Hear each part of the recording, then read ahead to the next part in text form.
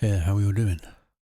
So, a couple of things have changed since the last video. I have tried adjusting the microphone settings because there was a lot of microphone clipping in and out over the last few videos. It's probably been like it for longer than that, to be honest. So we'll see what's going to happen now. I've done some adjusting. We'll see what the sound quality is like. I don't know whether or not you're going to end up picking up background noise or anything now. We'll find out as we go, but only one way to actually find out, and that's to record a video and see. Secondly, I have changed my screener settings. Need to save as well by the look of it. So it's still quite similar to what it was before. EV to EBITDA, I believe, is exactly the same, but I've added net debt to EBITDA, and instead of doing a performance like I used to use this one here, performance, over the last 5 years, and I used to do like a 40% decline, but I used AI to try and help build this screener with me, and AI was arguing that if I was using a 40% decline over 5 years, what I was actually doing was getting companies that were actually bogged down as being bad performers, as opposed to stuff that is potentially temporarily mispriced. So if you do the percent 52-week low, I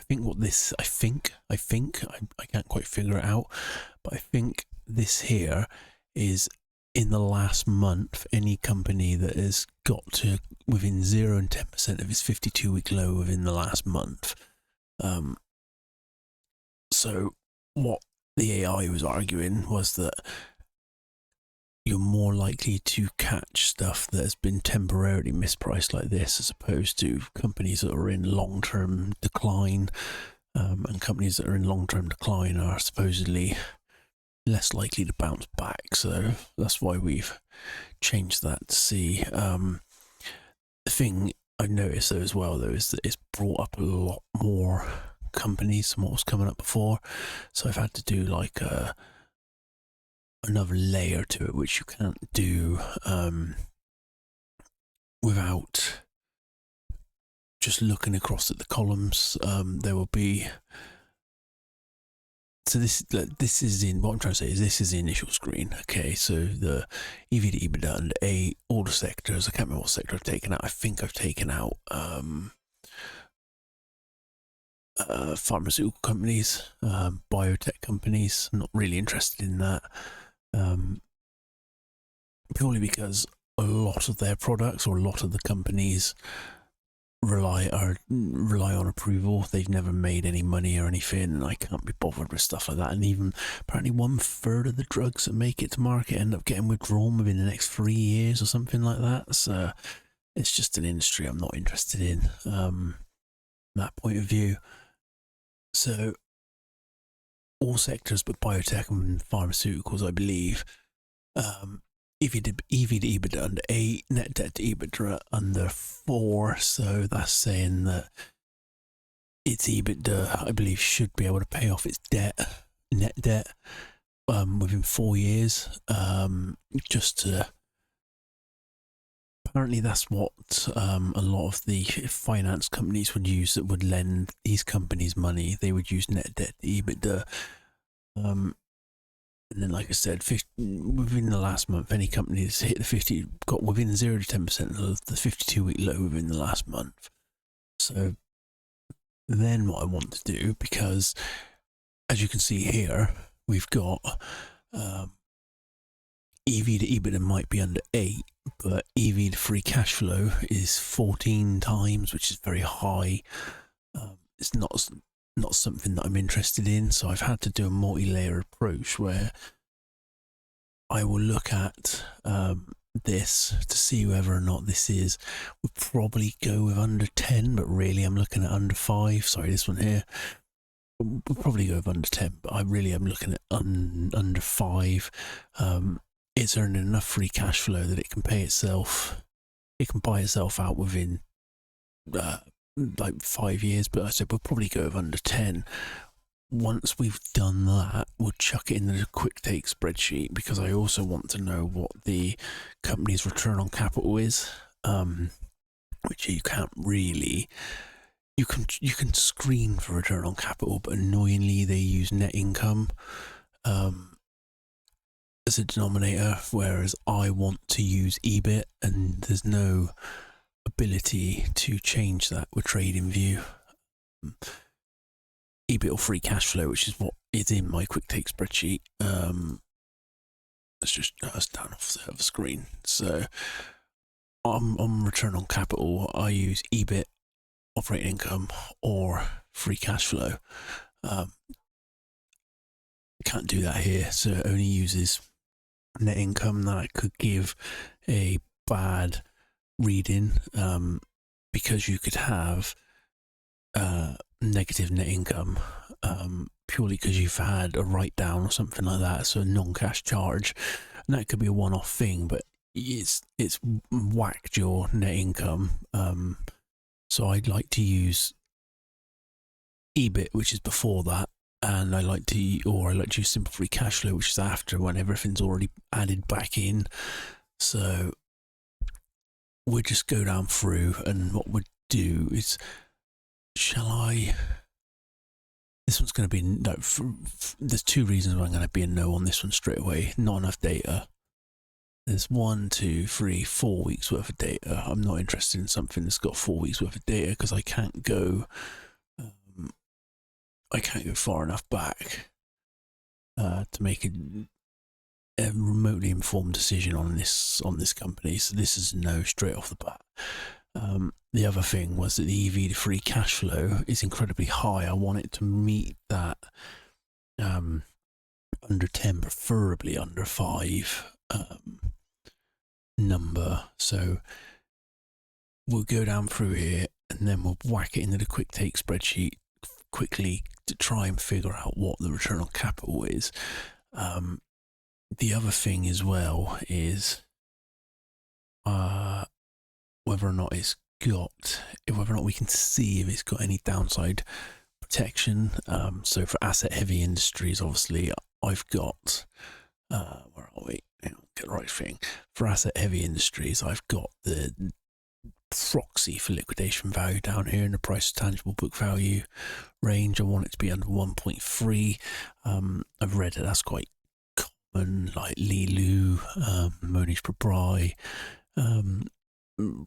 Roaring Kitty, even Michael Burry, when it comes to asset plays and all that, want to have, significant downside protection from the tangible assets. Now, if the company is light on the tangible assets, which a lot of technology companies are, it's obviously you're going to miss out on a lot. So if that is the case, I can ignore the downside protection from the assets, providing the cash flows are good enough, and that is when I will be really strict on the EV to free cash flow of 3 to 5. So a lot of technology companies are not gonna beat through this this criteria, I would imagine. But that is what it is. Like Monish Prabrai, his background was in technology, and yet the guy doesn't even invest in technology companies. So you're probably going to miss out on a few big growth ones, but I need to have that downside protection. The downside protection is non-negotiable. So for asset heavy stuff, we'll use the price to tangible book value to see what we've got as a proxy, right? Once it beats this screen, we'll go into the cash flow, the balance sheet and all that, and we'll try and figure out what downside protection actually is. Because just because you've got a price to tangible book value multiple that's quite low, doesn't mean that the assets in liquidation actually have any, actually have that downside protection. So we're looking for asset heavy industries downside protection on here. If not, then a low simple free cash flow, more EV to EBIT multiple, and a high return on capital. So that is where we are at. I said this one's just a no straight off the bat. I am toying with wrong, is that the right way? Because I look at this, 350 times EV to free cash flow. I'm not going to be interested in that. I mean, retail food store. It's a shame you can't get like a 10-year average or something like that. But that is where we are at. So we'll do it the other way around. RMAX. This was one that we were going to look at anyway, I think, wasn't it? Or did I say no to it? Through the quick take spreadsheet. Let's get a quick take spreadsheet up and we'll put it through it. Right, I'm back, sorry. Just had to pop away a minute, my little boy was crying. That is way more important than any potential stock market successes. So, anyway, we're going to bang RMAX into the, into the quick take spreadsheet and see what it comes up with. I'm sure I've done this in a recent video, actually, RMAX, and I think I said no to it. EV to EBIT 9. So there's obviously a huge difference here between how they calculate simple free cash flow and how I do. Look, I've got a market cap of 134 and an enterprise of 475. They've got an EV of only 3 million. There's a huge disconnect there, isn't there? Well, we're going to probably have to bang that into this one to see what's going on there. So much for showing off a new faster way of doing things. Clear out clear water paper. RMAX. RMAX. Right. Just trying to see what's going on. It's still fucking me off that this is opening in different page. Don't know why it's doing that.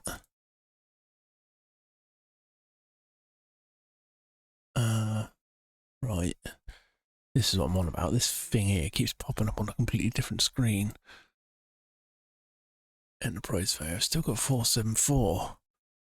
Why have they only got 3? What's the total debt? 450 million. Right, well now we're going to have to pull this up, aren't we? So, straight off the bat, it is not gone fast, which is the whole point of it in the first place. Balance sheet. Yeah, let's have a look. Debt and net current portion there. Cash of 418, so this EV on here is way out.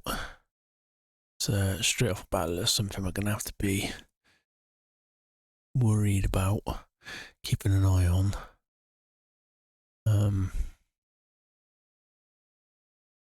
It's obviously why it never made it through the quick take one before. No book value, no tangible book value. Return on capital's pretty good.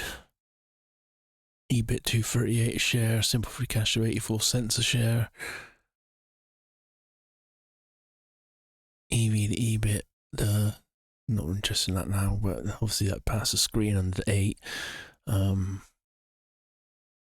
Simple free cash flow to EV 28. EBIT multiple to EV 10.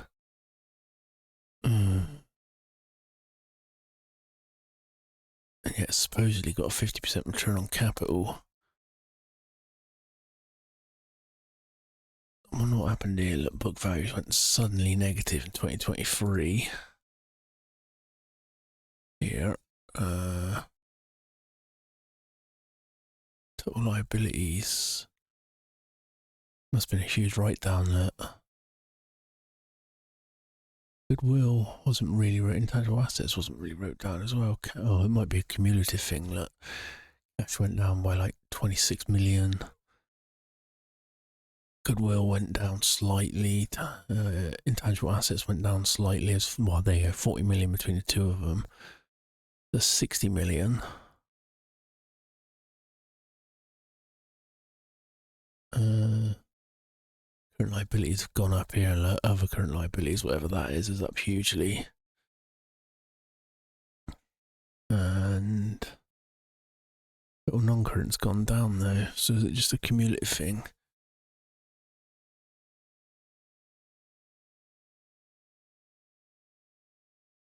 Like, I would say I'm not interested straight away, to be honest, just because of the return on the enterprise value, but then the return on capital is supposedly very good.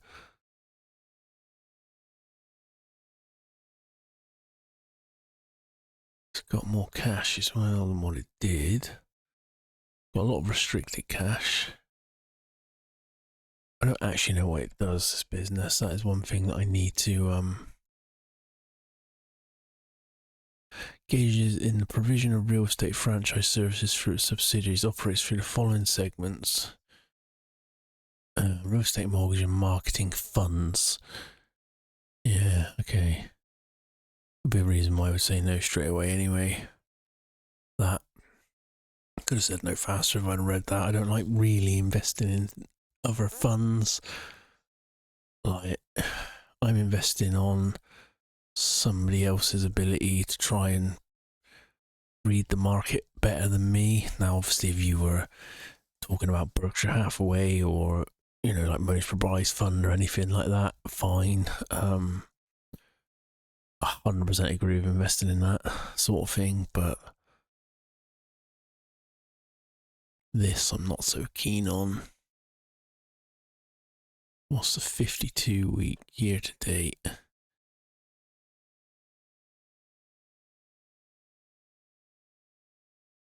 Up 20%, 16%. I can't quite get it. I'm not zoomed in enough. 17%.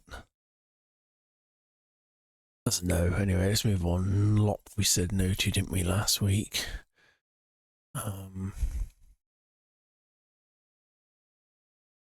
Let's bang it in the quick take spreadsheet quickly.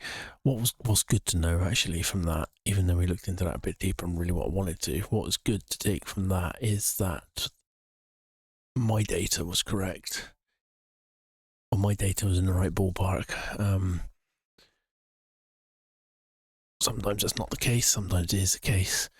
Y Sheets is still by far the best value for money out there, though, for pulling data in. I found anyway. Like I said, I'm sure we've done this. I'm pulling up the wrong thing. I'm sure we've done this NLOP as well.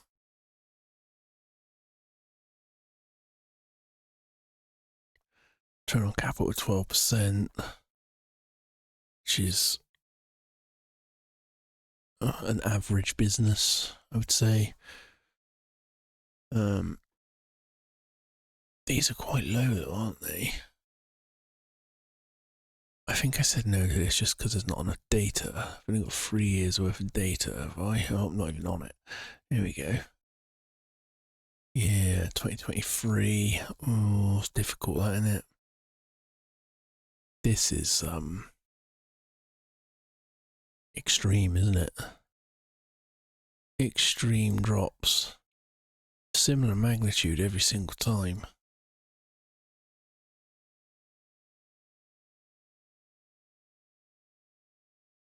Net Lease engages in property leasing. So, did he own it then? Right. It's met the loose screen. It's meeting the EV, the EV and the simple free cash flow to EV multiples. It's also meeting the price to tangible book value multiple, in that I want it less than 1.3 times. So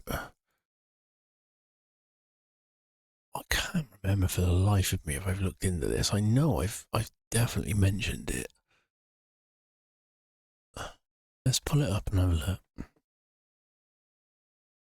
So far, it's meeting the loose screens. Oh, maybe this is where we came a cropper last time.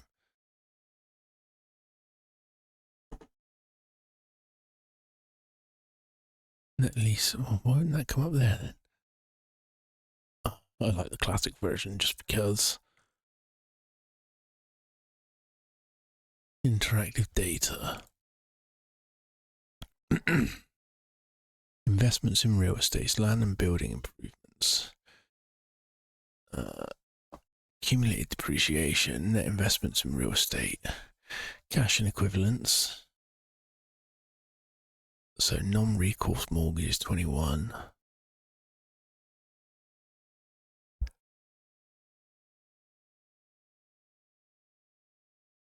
So it does look like total liabilities, there's a 1 there. Now see note 3 for details related to variable interest entities. What's all that about then? Let's put this in here. Net lease, office, properties, ticker, NLOP.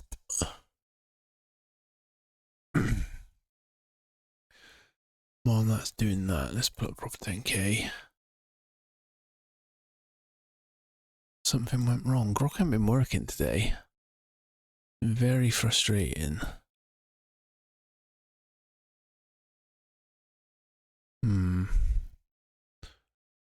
Let's unarrange this a minute. Separate the views. Look down here and try and figure out what's going on. I tried to use Grok for the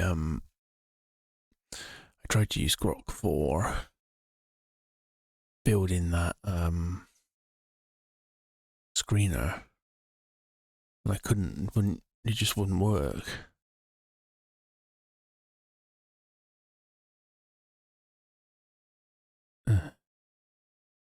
That's the same bloody question 4 times. Now it is working. Look.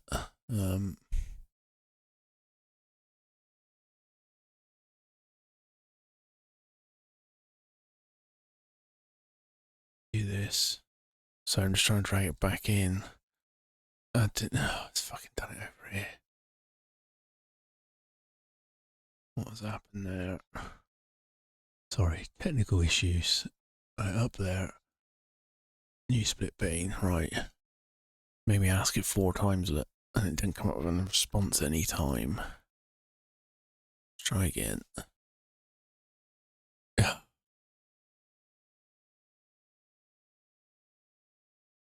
What a bastard. Because of this, look, because Grok messed up. Right. Frustrations in real time, eh? Separate views, drag you to the end. Oh, you can fuck it off. Drag you up there. New split view. Right. Going back to ChatGPT now. New chat. That's what I want. What's going on here? Do I shut this? No. Done. There. Right. Frustrating. There we go. Carry on. Keep calm and carry on. So, commitments and contingencies, see note 11. There's always a caveat, see? Total liabilities, but something else. Note 3. When we acquire properties with leases classified as operating leases, we allocate the purchase price to tangible and intangible assets and liabilities acquired based on their estimated fair values. The tangible assets consist of land, buildings and site improvements. When we acquire properties with leases classified as operating leases. What does that mean then?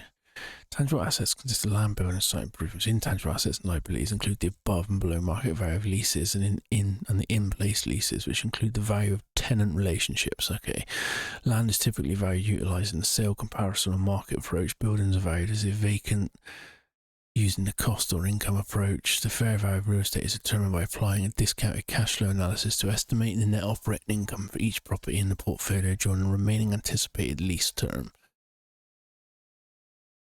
Okay. For acquired properties do not qualify as sale leaseback transactions. There's a lot of purchase price allocation of debt. They've banged a lot of information in it, and I am skipping heavily over some of this. You probably shouldn't be doing if you're potentially going to end up having an interest in investment in it.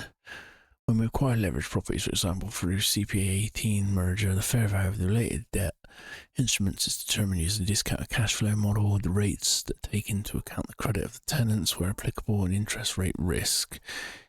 Okay, assets held for sale, credit. There's a lot in here, like.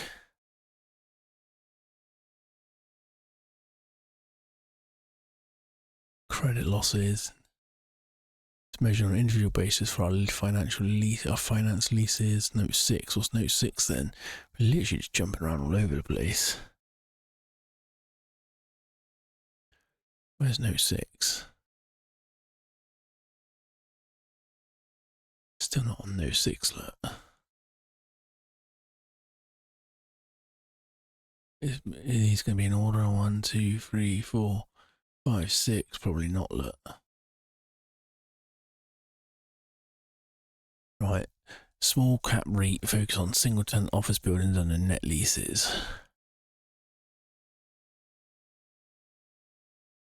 Less like a growth REIT, more like a run-off asset monetization vehicle. Business model, how it actually works. Owns office buildings and leases then the companies under the triple net leases. So that's good. I think triple net lease means that they look after all of it, effectively. Yes, rent property. Triple net leases is the one that you want. I remember that from one of Michael Burry's writings. So, okay, that's not bad. This is explicitly stated in filings. Tenants pay substantially all the costs associated with operating and maintaining the property. Revenue generation mechanics. Revenue comes primarily from base rent, rent escalators, fixed or CPI linked, finance lease income, loan type structures, minor component. Revenue classified as lease revenue, income from finance leases, loans.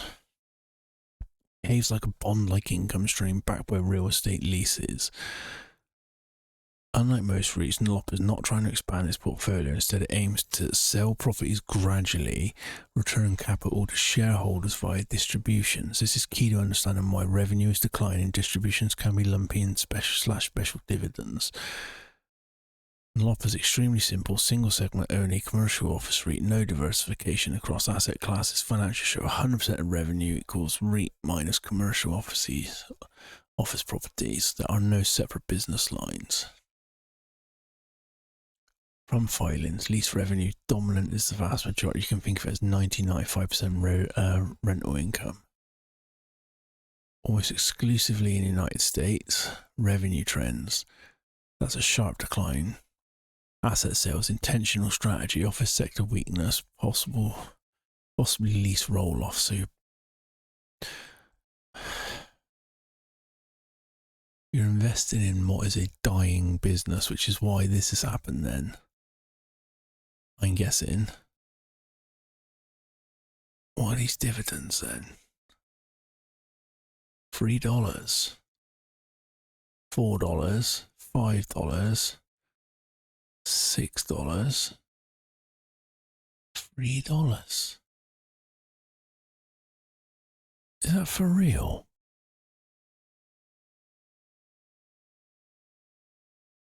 Right, let's go back to reading about this a minute. Key characteristics of the model: long-term leases, predictable cash flow, net lease, low operating risk, negative risks, office sector structural decline.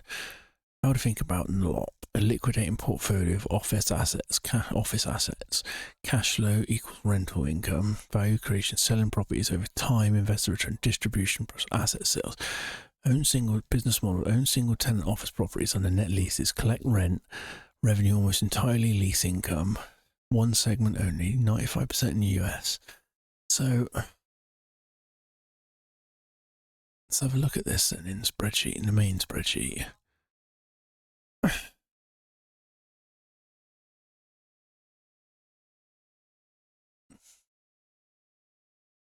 But you can see a decline in the book, right? But they've got a lot of debt. How are they continuing to pay see, these dividends don't line up as well compared to... My data could be wrong, but these dividends don't line up compared to what we've seen on TradingView.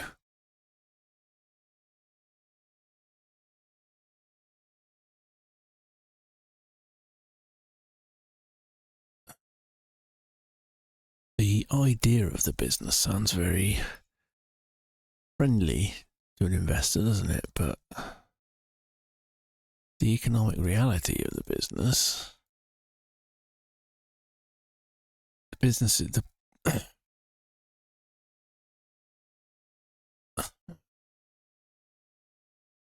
sounds very well, it probably doesn't sound complicated, doesn't it? Doesn't. So this is saying that the last dividend, more NLOP dividends. Now, do they have common? How do I get back to the bloody? There you go, up there. What am I trying to do? I'm jumping around all over the place now, trying to understand this. Oh, that is what I wanted. I want to go back to here.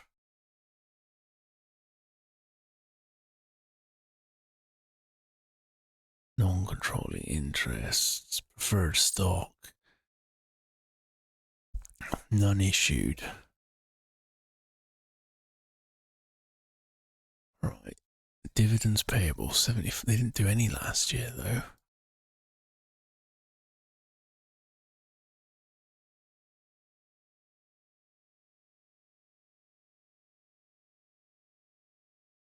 Go on the balance sheet, yeah. It's saying total liabilities are...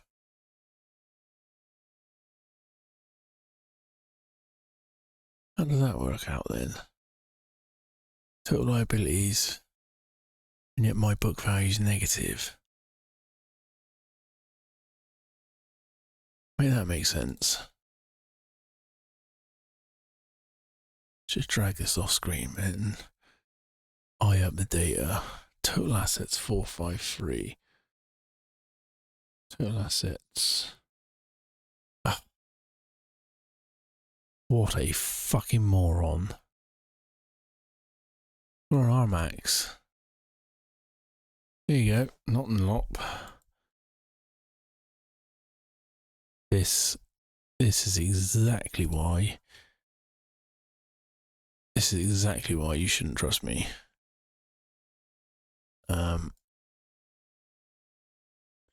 Because I was trying to read something that wasn't even accurate. If you want to know my level of experience, that is it right there in a nutshell. I don't know what I'm doing. Making silly mistakes. Right, let's bring this up here, get it bigger again. Right, cash flow. Cover screen. NLOP. Right. Let's go again. Here we go. Huge write-downs. No dividend though, supposedly. Huge falls in revenues, which is what they're saying. Because of that big decline in gross margin. I've got no dividends being paid though last year. When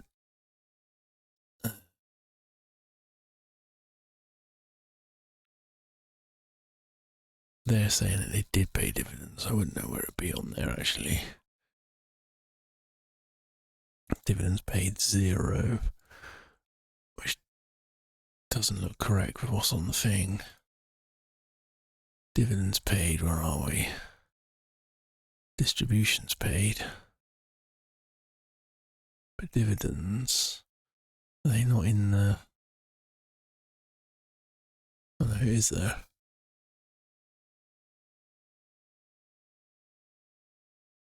Financing activities doesn't tie up correctly. Remotely correctly, does it? 218885. It does there. So it does.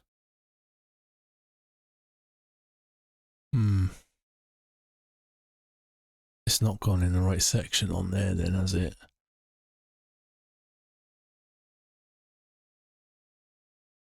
Well, yeah, why would you buy into a dying business? But I guess you would if your distributions were huge. Sounds too good to be true, doesn't it? And when something sounds too good to be true, what have you got there? $3 dividend on a $12 stock. So like 25% dividend.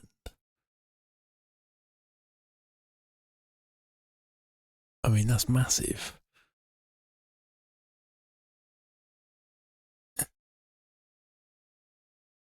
But every time that happens, your stock price plummets. So that's the downside to it, isn't it? That's why you're probably not going to find many funds invested in this.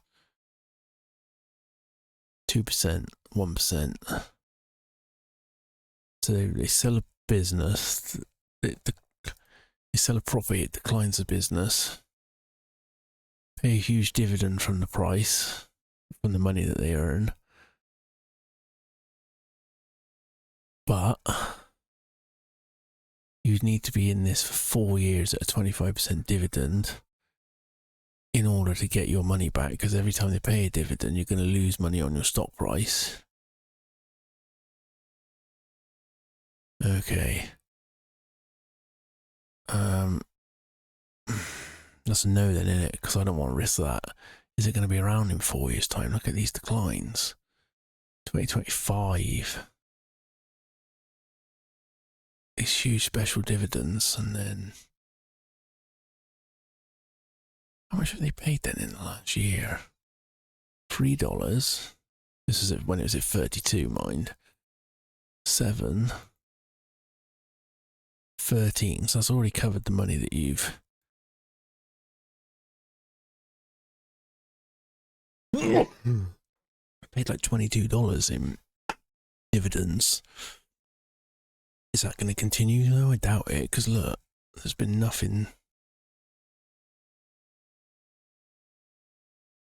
Let's just finish asking this. Oh. So the company exists to cease to exist. More or less by design, but it's not as absurd as it sounds once you look at how REIT spin-offs work. A liquidation vehicle. When WPP Carey spun it off in 2023, the goal wasn't to create a thriving standalone office REIT, it was to isolate office exposure, avoid dragging down WPC's valuation, but those assets into a structure could be wound down over time. So yes, the end state is likely zero. The intended life cycle looks like this: own portfolio of office assets, collect rent while leases are in place, sell properties opportunistically, return proceeds to shareholder. At that point, the company could merge, liquidate, or just become economically irrelevant. The asset class is out of favour. WPC didn't want to keep it. Forced selling would destroy value. They dumped everything at once. Cash flow still exists. How investors should think about it. A growth rate cut is depleting asset pool. The mental model. Melting ice cube that pays you as it melts. Why it's tricky. Assets sell at reasonable prices. Cash flow persists long enough. This only works, this is what I'm saying. Management allocates capital. If office values keep falling, the ice cube melts faster and smaller. Yes, the company design shrink and potentially disappear over time, but that's not a flaw. It's an entire investment thesis. Oh. There's still supposedly $20 in book value left for a $12 share price. An EV of only 6 because they obviously got cash on the books. You're really getting in.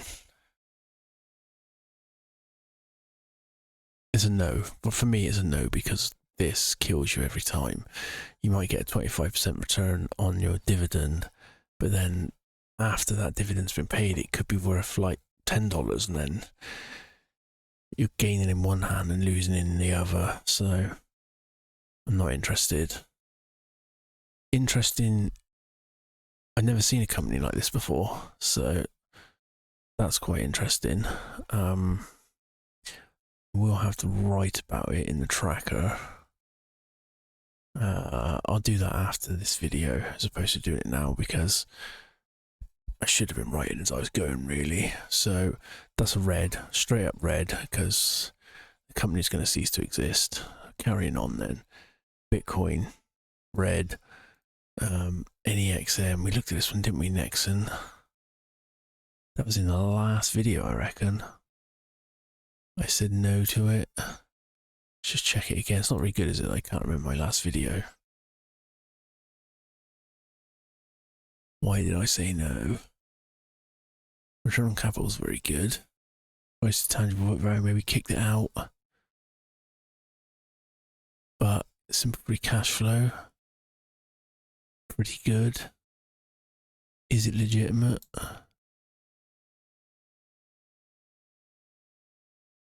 On this side. And remember, why does this keep happening? I remember saying no to this quite quickly. Oh, maybe this is why.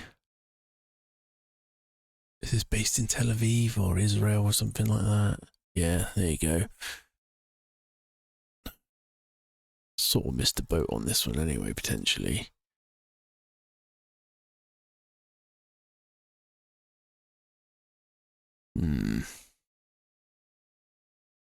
Is that free cash flow legitimate?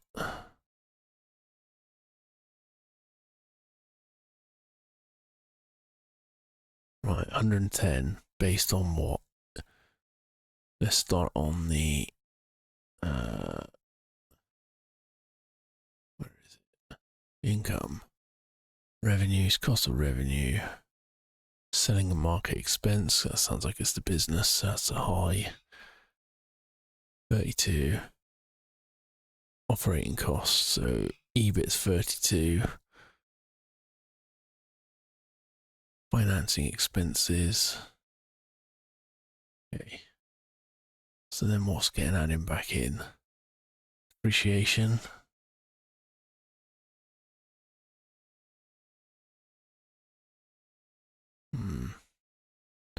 Don't like that. Like, depreciation is incredibly high compared to investment in it.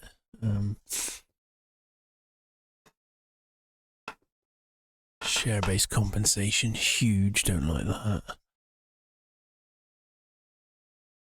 So that's 20 million I would take out straight away. Receivables is up, payables has gone down. Look, that was artificially high last year. Okay. Cash and equivalents at the beginning and the end, so they've declined. Because they bought back a shit ton of their own shares.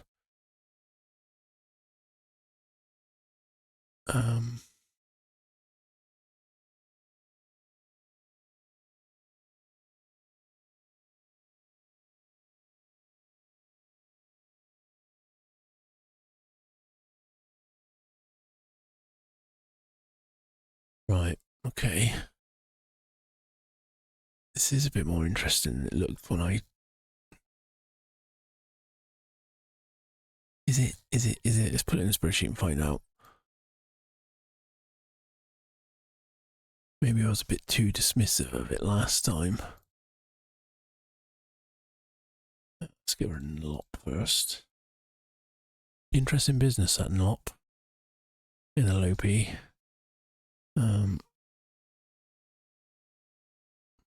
Yeah, very interesting. I wish this wouldn't open. Fucking me off.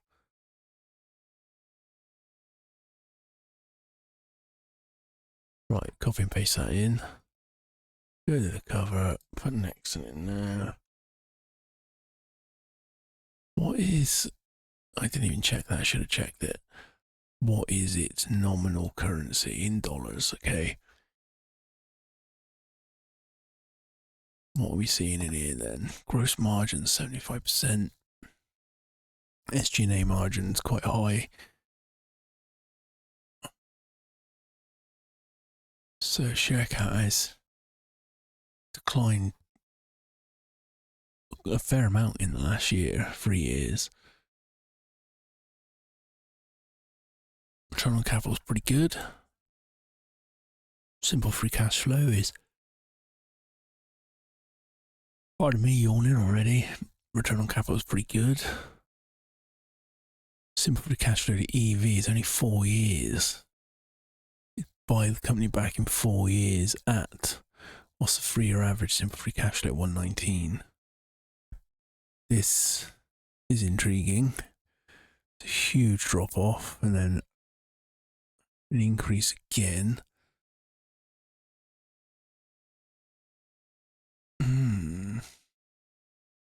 Book value, intangible book value.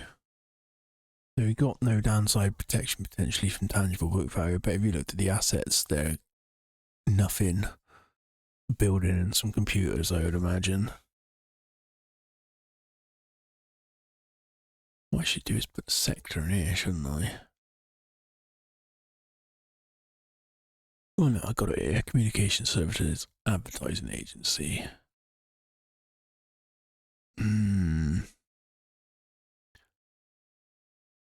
Right, new chat. Let's go back to the old chat. Where's history? No, not on that. It's not on there. Right. Oh, is this there? To the top. Copy and paste this. It's just easy to keep asking the same question over and over again because this question here tends to give me all the initial first information that I want.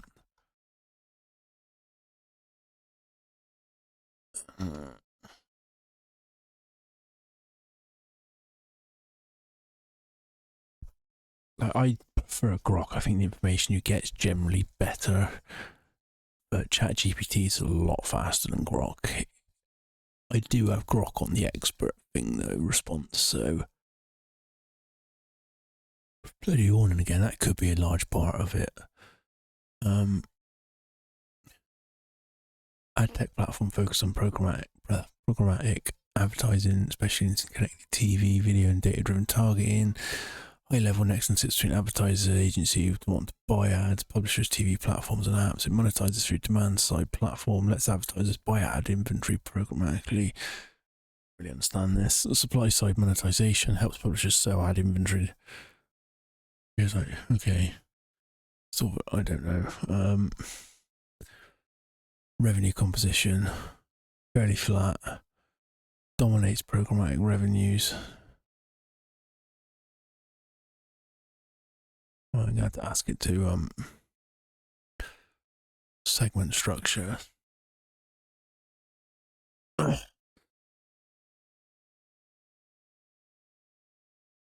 in the United States, even though it's Israeli. This is effectively US ad market exposure play. Strategic position, end-to-end, strong position.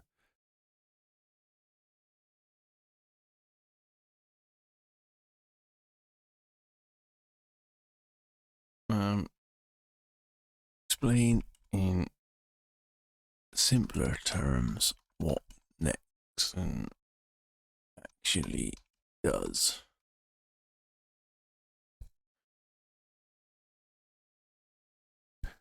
Imagine free groups, company that want to advertise apps to websites with ad space. Nexxen sits in between them. Its job is to help advertisers buy the right ads, help publishers sell their ad space.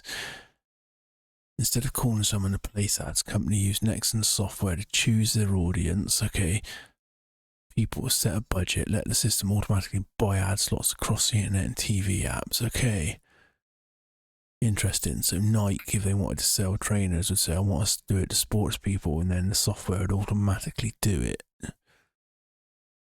Streaming apps like free TV apps or websites have empty ad slots. Nexxen helps fill them, use data to target ads better. Streaming TV, smart TVs and streaming platforms.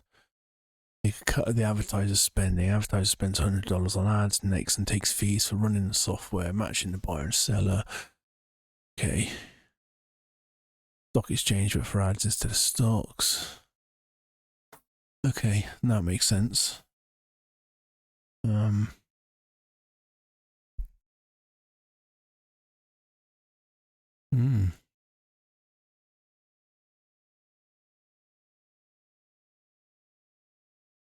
What did we say the return on capital was?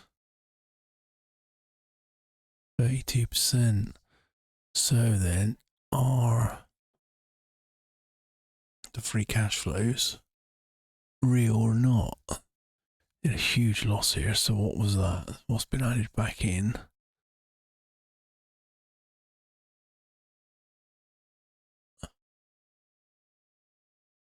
Nothing. Wrong one.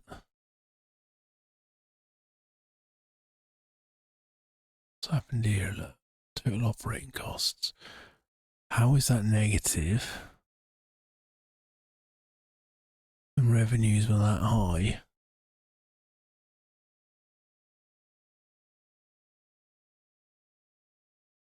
How does that make sense?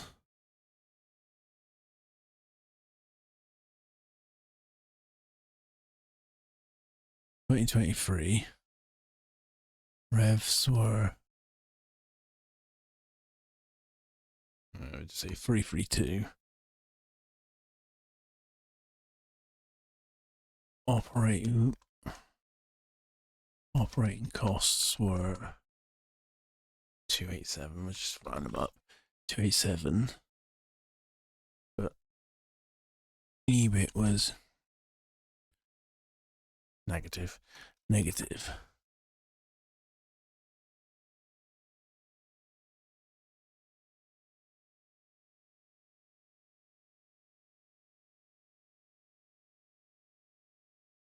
$287 in this cost of revenue. It's just one layer of costs. Why didn't they put the rest in then? Yeah, look, it's different every year. Am I just wrongly assuming that this all adds up to that? I am wrongly assuming that by the look of it. So what's total operating costs? Hang on then. Let's do it from 58 plus 123 plus 33 plus 63 equals 2. Okay. Right, I'm getting it wrong. This here, from here down, totals this. Operating costs are added on top. So what happened there then?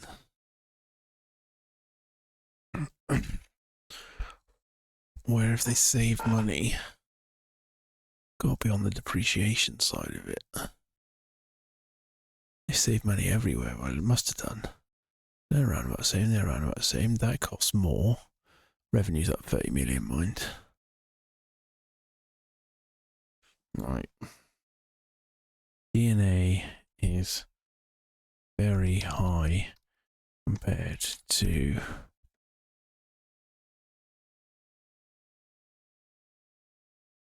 CFI slash CapEx. Why?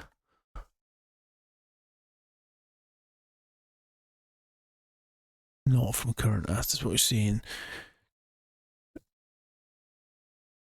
That's true for industrial companies, but not for ad tech. Okay. Intangible assets created in acquisitions. All right, let's have a look at that then. Balance sheet. Goodwill and intangible assets. Grown significantly.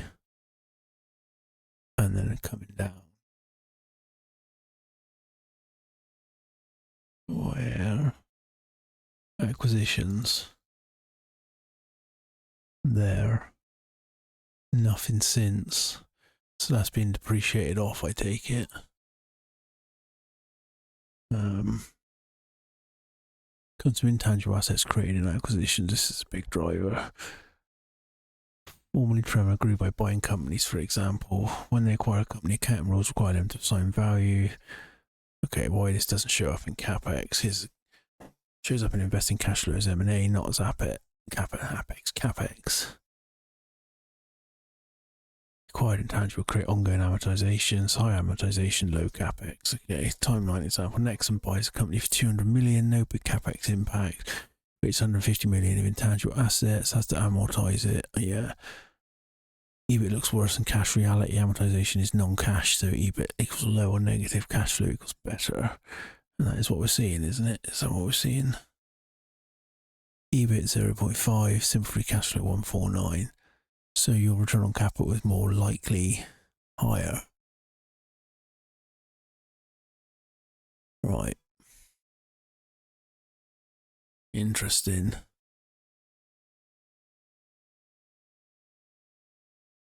How do I normalize earnings on this then? I mean, the more I've read into this, the more appealing it looked down here.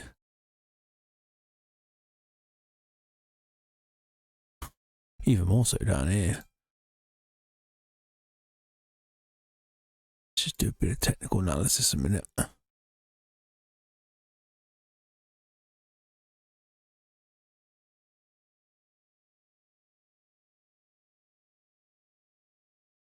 Prices now.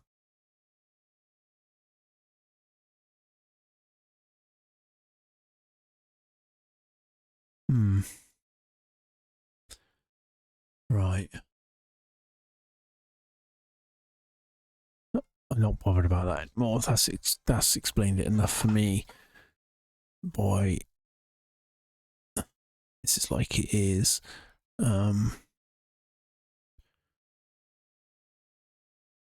So what happened in 2023? That was that year of losses, wasn't it? But then it wasn't potentially true because of that. So net income was negative, and it was 60 million still.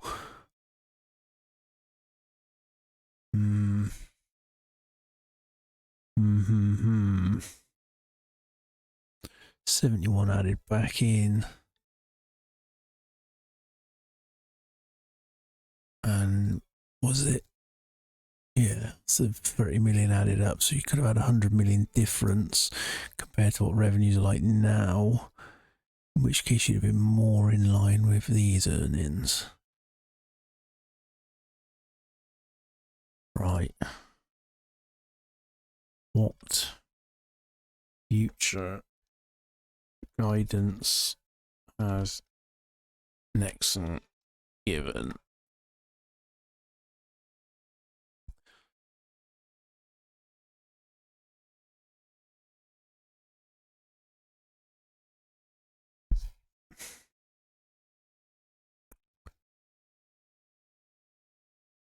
So the costs have come down. Look, 62, 61, 54 was revenues.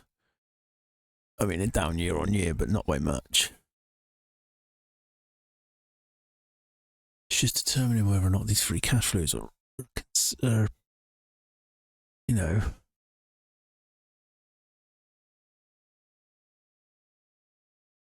Nexxen tends to guide more on directional themes rather than precise numbers. Continue to shift programmatic. Growth in CTV. Expect CTV demand to keep growing structurally. Ex-TAC growth, margin focus, adjusted EBITDA margin 35%. Don't care for EBITDA margin. What's free cash flow margin?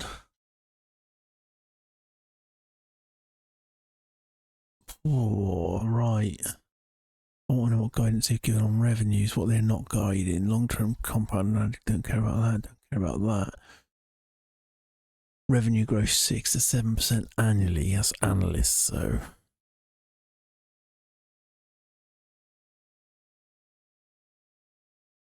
Key strategic. Yeah, real takeaway. Shifting to higher quality programmatic revenue, expanding CTV. Bull versus bear case, no. What no? have Nexxen given revenue guidance as you are quoting analyst consensus. Might do a bit of discounted. No, is not given explicit revenue guidance. Management gave a 10% growth, 8% growth, and 10. What did they did not give total gap revenue?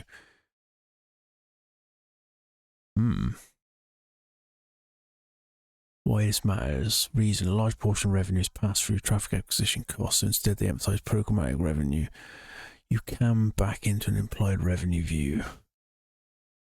Total revenue is likely to grow mid-single digits, but that is inference, not company guidance. Nexxen does not give explicit total revenue guidance. Any revenue growth numbers you've seen are analyst estimates, not management guidance. Ugh. What happened? Can we break it down on quarters then or not?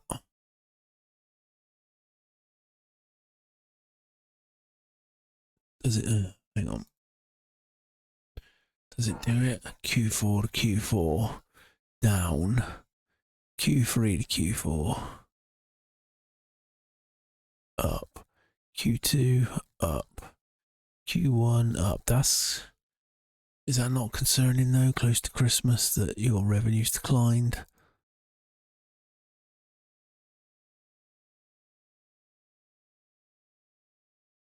I don't really know what to do for this.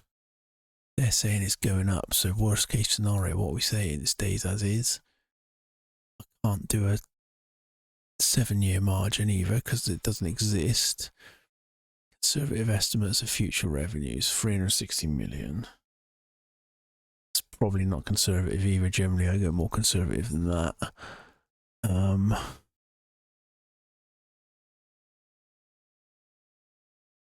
Discounted cash flow.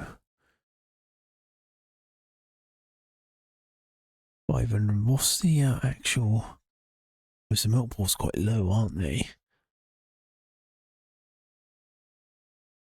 $9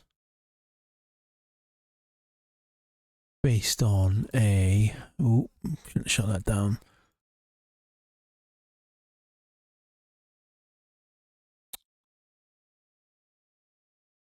So $9 based on. What's my discount rate? Have I done anything like that? Discount rate is 7%, 7.5%. Now I still don't ever really understand what discount rate I should be using. I have read that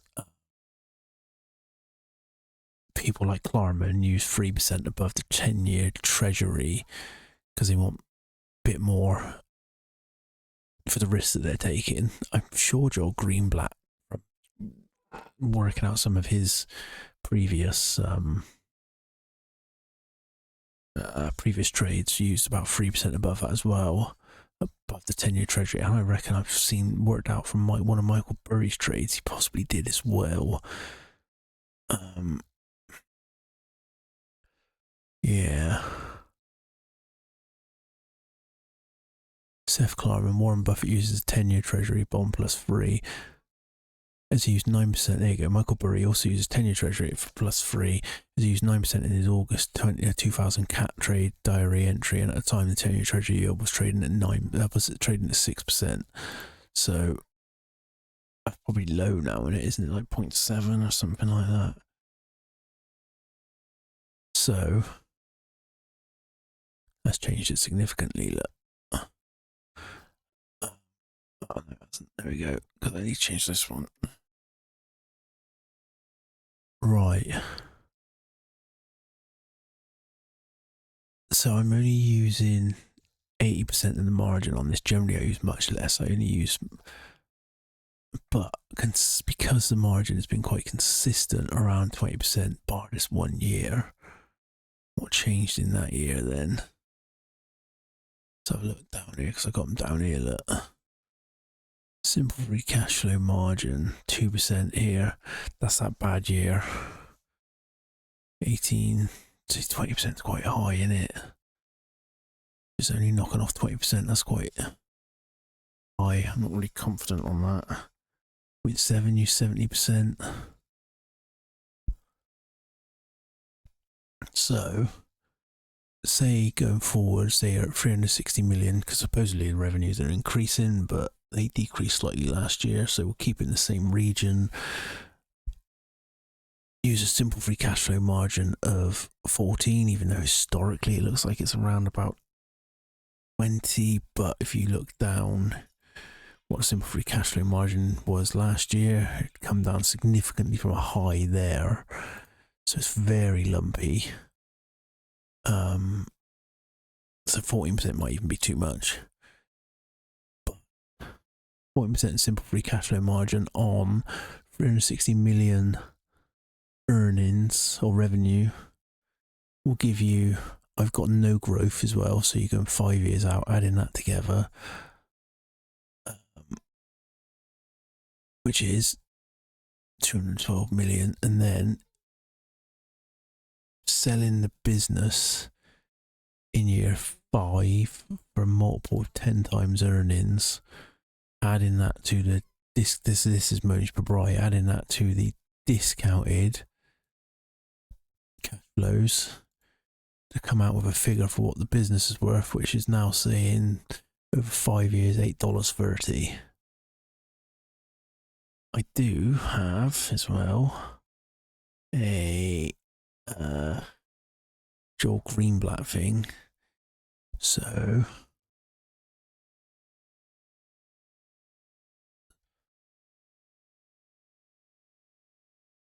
future simple free cash flow share is around about $1. So currently trading at 7.85. So what is an industry? Is that EV or market cap? I think this is done on market cap.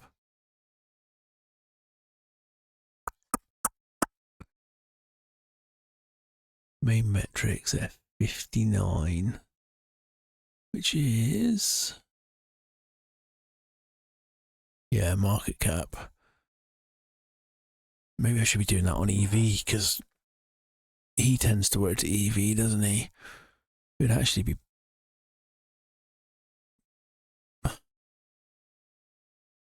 better, wouldn't it? Because EV is lower. Let's just change this a minute to 60. So you're trading at a 6 times multiple. Right. What multiple of simple free cash flow do peers, Nexxen's peers, trade at? No widely published EV to simple cash flow. Realistic range.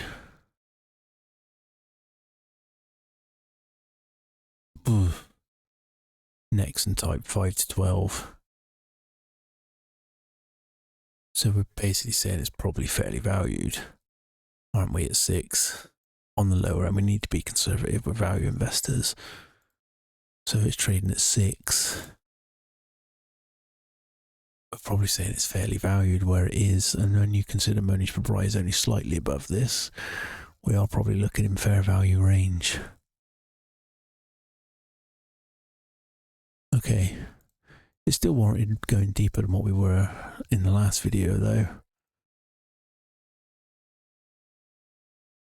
10% a year though, like, poor. I don't feel like I've been, you know, conservative enough, to be honest, but right, Nexxen, we've looked at it. Oh, come on. It's a no from me, but interesting. Interesting. I would, based on what I've seen, fair value range is probably here somewhere. But honestly, don't listen to me. I haven't got a clue what I'm doing, but you've just seen me try and break something down in real time. I would have been interested down here.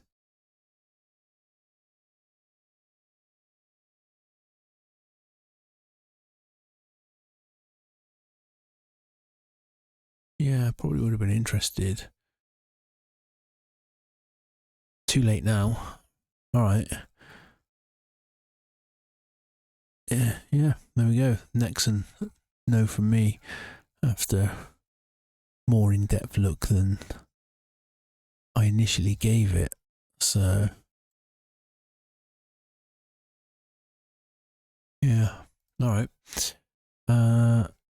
What's this? Probably been an hour and 10 minutes, this video. So, probably going to leave it there because it's midnight. Didn't really do anything, did we? A couple companies we touched on, but we'll see how it goes. See how it goes with this new screener and the new layered screener. I'll just bring it up here. Look, I've got it in a Word document. Up here, in case you wanted to pause the screen and have a look. So, first layer is the screener there. Second layer is I don't want to change anything. Second layer is it cheap on cash? Third layer is what's the capital efficiency? And then the fourth layer is what the downside protection is on it. Should it need it? Whether it's asset light business or asset heavy business, and if it's an asset heavy business, then we will use the tangible book value downside protection as a proxy to go further into the balance sheet. If it's not an asset heavy industry, then we will look for our downside protection in the cash flows, which is what we did with Nexxen. Yeah, well, there we go. All right. Thank you very much. Please like and subscribe. I will see you on the next one. Good night.